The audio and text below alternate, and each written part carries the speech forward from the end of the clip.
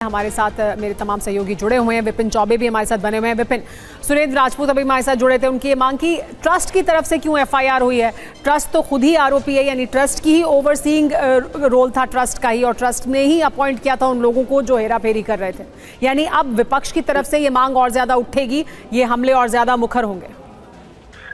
बिल्कुल सुमेरा, ये बहुत स्वाभाविक प्रश्न है। और आपको जिस दिन ये खुलासा हुआ था और ये आरोप लगे थे, आपको संपत राय का वो बयान लगभग 30 सेकंड की वो बाइट याद होगी, जिसमें कहा गया था कि इस तरह की कोई बात नहीं है।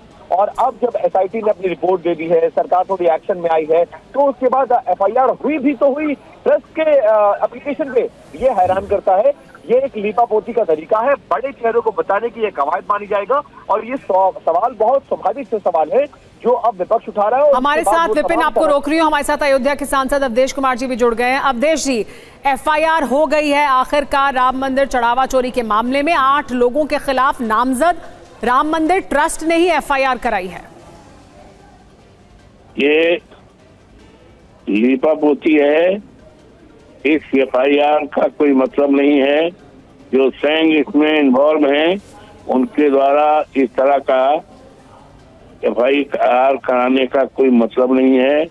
ये देश के करोड़ों करोड़ों असंख्य लोगों का जो प्रभु श्री राम के मंदिर में आते हैं, माथा टेकते हैं और चढ़ावा चढ़ाते हैं। इस चढ़ावे में केवल रुपया पैसा ही नहीं, बल्कि सोना, चांदी, हार और तमाम चीजें चढ़ावा में आई हैं, जिसका कोई हिसाब किताब ही नहीं है।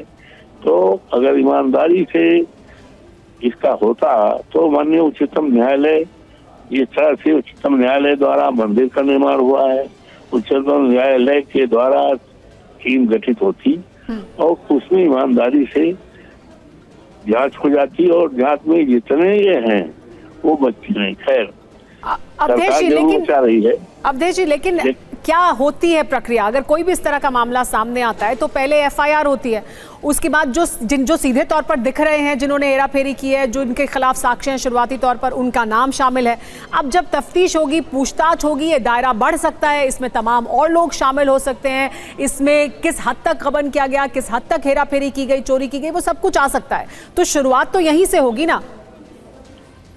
हाँ, बिल्कुल ठीक कह रही हैं। मैं तो वकील भी रहा हूँ, मैं सीआरपीसी जानता हूँ, एविडेंस एक्ट जानता हूँ, आईपीसी जानता हूँ और कानून की मंशा भी जानता हूँ। इसमें तो जो जिम्मेदार लोग हैं उनको बचाने की कोशिश हुई है। जिम्मेदार कौन लोग हैं?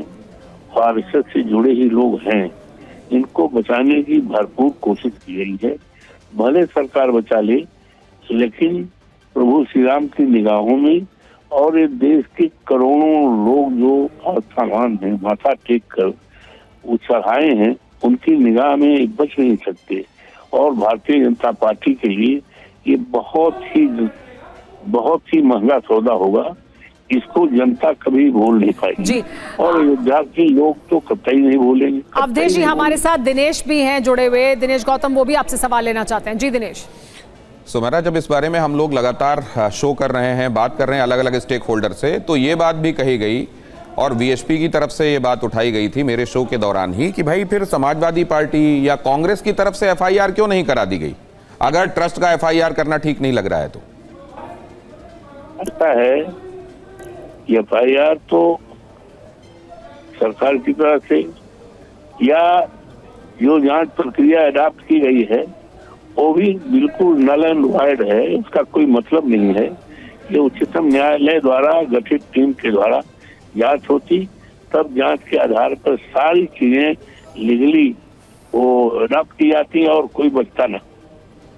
इसको सरकार ने बचाने, अपने लोगों को बचाने काम किया। किसको बचाने के लिए अवधेश जी आपको लगता है कि ये सब किया जा रहा है? आपके मुताबिक कैसे बचाया जाएगा? हाँ, ये लीपापोती है, बचाने काम किया गया है, लेकिन करोड़ों लोगों की निगाह में प्रभु श्री राम के दरबार से ये बचेंगे नहीं। जी अवधेश जी, बहुत शुक्रिया TV9 भारतवर्ष के साथ जुड़ने के लिए। अवधेश कुमार, उनका ये कहना है, अयोध्या के सांसद हैं, कि ये सब कुछ लीपापोती के लिए किया गया है। हमारे साथ TV9 भारतवर्ष संवाददाता पंकज चतुर्वेदी भी जुड़ गए हैं। पंकज, एफआईआर से संबंधित और जानकारी कुछ और अब आपको हासिल हुई है?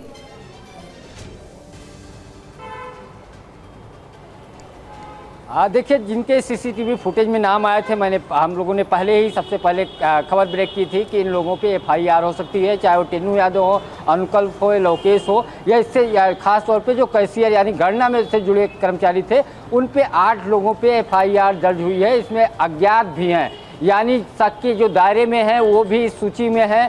साथ साथ जो बैंक की तरफ से थे या प्राइवेट थर्ड पार्टी से जो आउटसोर्स के थे वो भी लोग शामिल हैं, और इसमें संख्या बढ़ सकती है क्योंकि अज्ञात में कई सारे नाम आ सकते हैं जो शक के दायरे में हैं, और शक के दायरे में बहुत सारे नाम हैं। करीब 100 लोगों से ज़्यादा पूछताछ हुई थी, 25 से 30 ऐसे नाम थे जिनके ऊपर कार्रवाई मानी जा रही थी तय थी, तो उसमें संख्या बढ़ सकती क्योंकि पूछताछ में और चीज़ें निकल करके आएंगी। जब जिन पे एफआईआर हुई है इनसे पूछताछ एसआईटी फिर से करेगी, पुलिस भी करेगी, तो नाम और लगातार बढ़ते जाएंगे। फिलहाल एक बड़ा जो घटनाक्रम है दिन भर का ये है कि एफआईआर दर्ज हो गई। अब उन लोगों से फिर से एसआईटी पूछताछ करेगी। अब इस पर विस्तृत यानी बृहद स्तर पर जांच होगी, और सबसे पहले इस खबर को लेकर के कौन कौन से लोग इन्वॉल्व हैं, कौन कौन से लोग चंदा खास करके चढ़ावा चोरी किए हैं, इस बात की सबसे पहले खबर टीवी 9 ने ब्रेक की थी। अब यानी अज्ञात लोगों का नाम भी शामिल है एफआईआर में, या जांच का दायरा बढ़ेगा, अब सीधे पूछताछ भी होगी, हिरासत, गिरफ्तारी, ये सब कुछ होगा, और क्या और लोग शामिल हो सकते हैं।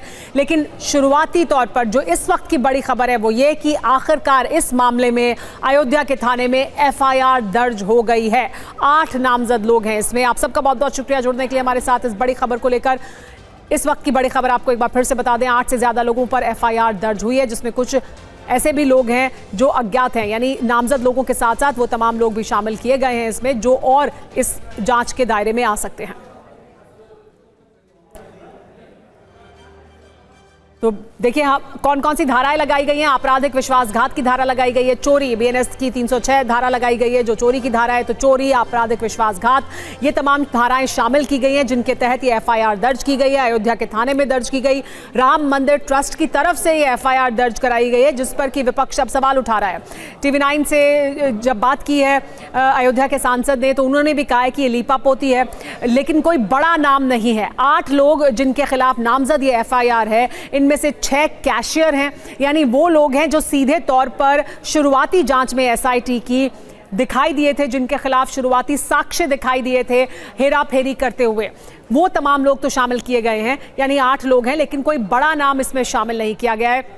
अभी तक इस पूरे मामले में जो एसआईटी है वो अपनी रिपोर्ट सौंप चुकी है शुरुआती तौर पर 1 हफ्ते के बाद यूपी सरकार को, और यूपी सरकार वो रिपोर्ट आगे भेज चुकी है। अब एफआईआर दर्ज हुई है।